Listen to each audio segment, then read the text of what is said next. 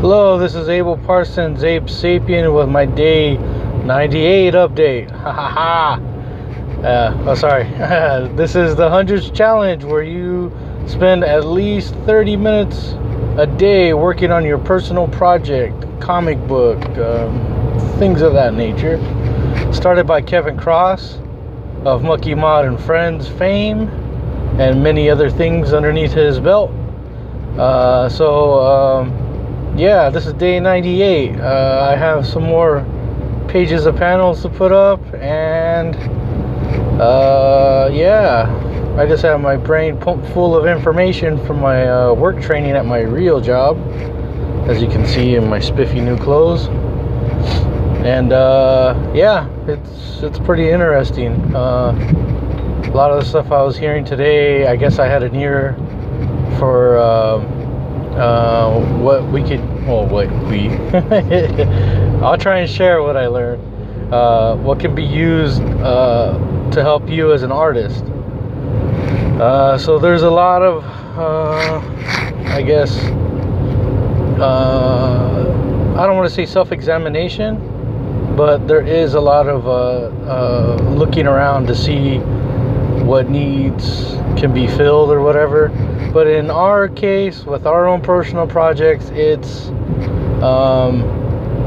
what's the need inside of you that needs to be fixed, that special thing that you want to do, that special project that has been eating you up inside, because it's, you know, to you it's the greatest thing ever, and it needs to come out, and you don't know how to do it. A lot of people who take this challenge do that with that in mind, to take out what's inside of them and put it out into the real world, to where other people can see it, wherever other people can read it, and so on and so forth. So my little nugget was the first Commandos.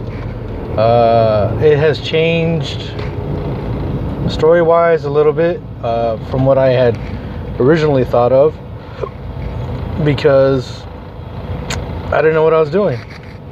I still don't know what I'm doing.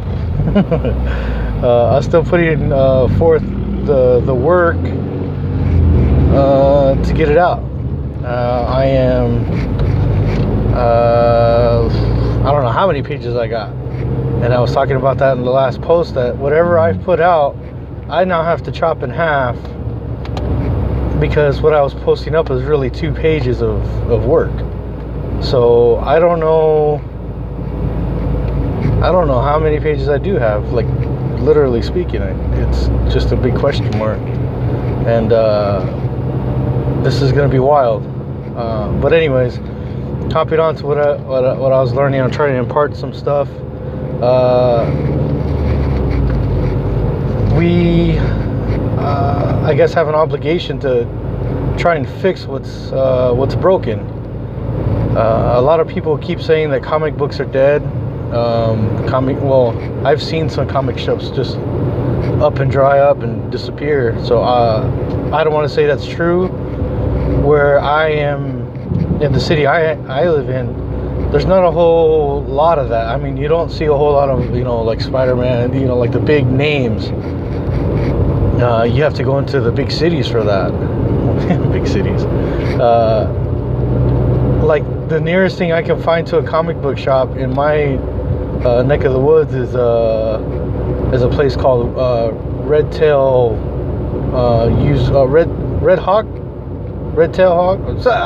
I'll figure it out.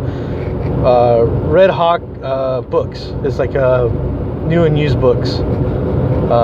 The guy is super cool. He can order stuff or whatever. Maybe I'll put the thing on here. I mean, wouldn't hurt to self-promote some stuff in my city. Anyways, I'll try and look for his link, and I'll put a link to his stuff. But the guy was super cool, and he helped order a book that was going to cost him money, because he wasn't going to take anything off the top. He was just going to order it for me, and I guess charge me the shipping and handling or something like that. So I mean, that was very cool. So anyways, I mean, we have that inside of us to fix something that, you know, a lot of people perceived as broken. I mean, it's not like how it was in the 80s and 90s, like where you just go to a grocery store and you'd see Spider-Man, you see all these different comic books out there. Like I said, in where I'm at, there is no specific comic book shop. They had comic books in different places, but never just specifically a comic book shop. The other one was looking for sources to finance projects. I mean, that's what Patreon is, Kickstarter, Indiegogo, stuff like that. I mean, there's a ton of that stuff out there. I mean, they have different names for some of these things, so I was tripping out on that. And then they had all these other stuff, because for what I was doing, it was a lot of indigenous stuff, so like a lot of cultural awareness, things like that. I mean, some people can put that out there for, you know, whatever culture or whatever they have for their book or whatever, but you know, I don't know what I'm talking about, I'm just rambling. Like I said, I had a lot of information pumped into my head, but there's a couple other key things that I took away from this, was that a lot of these things that these people are looking for to help renovate these areas that they live in, a lot of us already do, with our drawings and you know, our thoughts and ideas on doing these things. So I don't know, get proficient in SketchUp. You can become a CAD designer for architecture firms and stuff like that. What else is there? They call it a product designer. So that's basically like using SketchUp also for, sorry, I'm trying to block all the light, for the things that we make. Some people make sculptures, some people do these different things. Sometimes we don't have the means to sorry, I'll just let it go, I'm turning. Sometimes we don't have the means to have the money for the right things, so we have to make do with what we have. I mean, that's pretty much what they're doing. These people showed a video of what they were doing for the indigenous people here, you know, i.e. Indians or whatever, Native Americans. If I offended you, sorry. And they're being contracted out to places in Africa, and you know, doing revision work on stuff like clean water supply stuff. I mean, things like that. I mean, there's a ton of different things that we can do, make, design, whatever, even for comic books and whatnot. But like I said, product designers, that's what we do. We're making a product, we're designing something that, you know, technically isn't here because we haven't drawn it yet, we haven't made it yet. So I mean, that kind of goes hand in hand with all this stuff. I mean, and it doesn't just have to stay with comics. I mean, it can go further than that.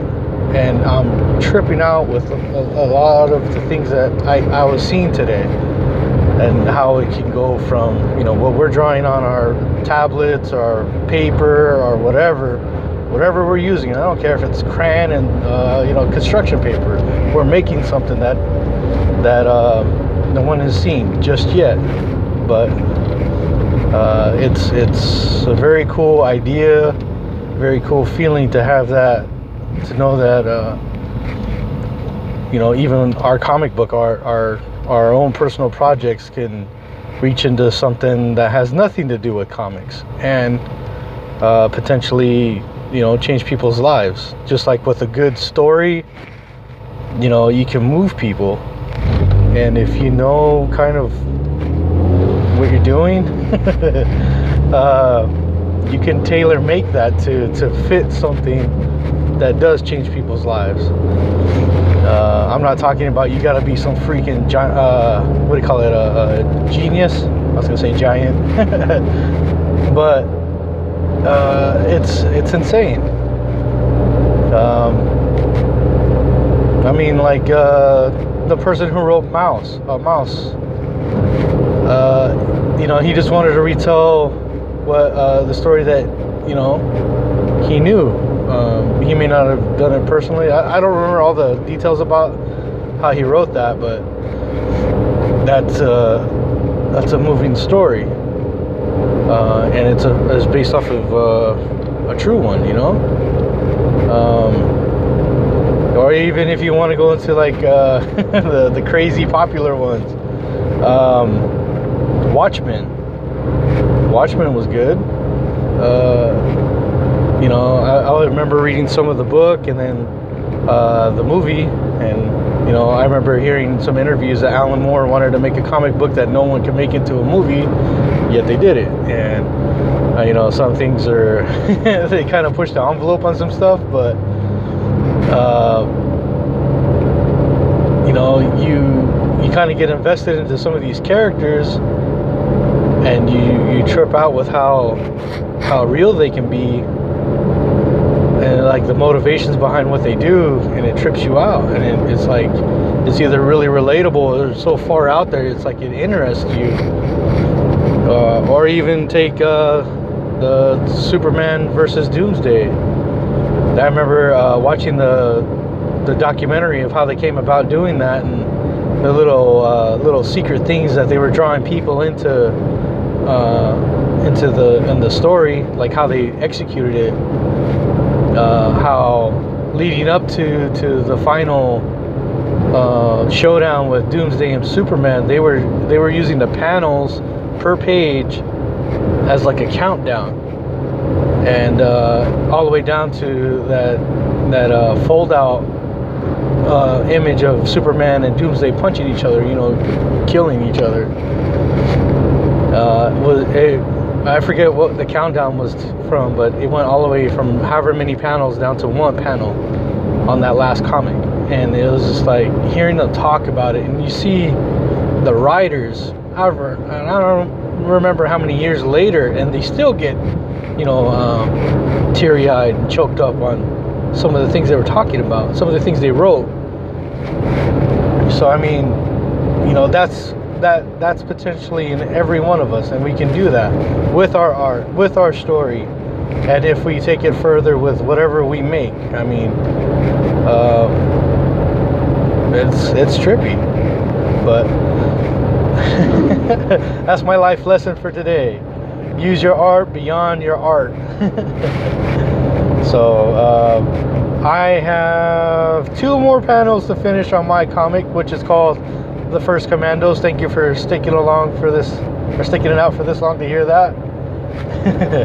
So I was able to draw a little bit, not liking a couple of the poses, but it's getting the point across, and I think that's another thing.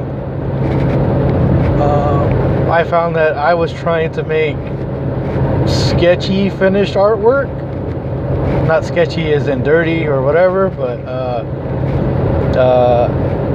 like I was trying to make what I was conceptualizing finished, and it was not working. And I probably spent too long on a lot of things, and I know a couple of artists have talked about that. Gaz has talked about it.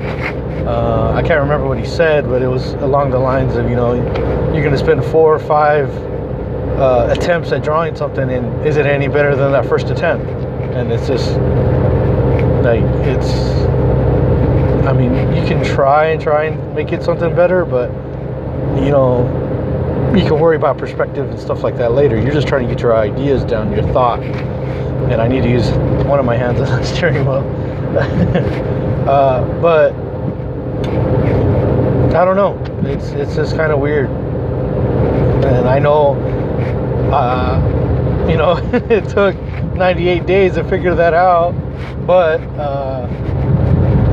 I know it kind of handicapped me, because I've been producing artwork up until this day. And it's not like, okay, I'm gonna do 15, or I'm gonna do a 20-page story or something like that. It's just like, I'm gonna make the storyboards or the panels until the story's finished. Then I'm gonna go back and ink. It is just like, how the heck am I gonna do that? This thing is still going, and it's tripping me out. Anyways, that's my little riff. Making up for lost time because my phone screwed up on me yesterday. So I'm at almost 16 minutes. So thank you guys for dealing with that rambly life motivator, whatever. Yeah, it's whatever. So I guess what, it's supposed to be kind of introspective, or is that for 99 and 100? I don't know yet. I'll just say this, that doing this challenge has helped me a lot. I think I touched on it yesterday with confidence and actually putting stuff on, well, for me it's digital, but it will be on paper. Putting my thoughts and ideas down, whether or not they're solid and they stand editing or whatever, or stand a better scrutiny of eyes or whatever. It's out there. It's not something I held on to. It's not, well, I don't want to say it's not precious, but it's not this little hidden secret thing like where people ask you something and you're like, oh yeah, I got something. It's not vague. It's not. I was gonna say a word, but I screwed it up in my head, so now I don't want to say it out loud.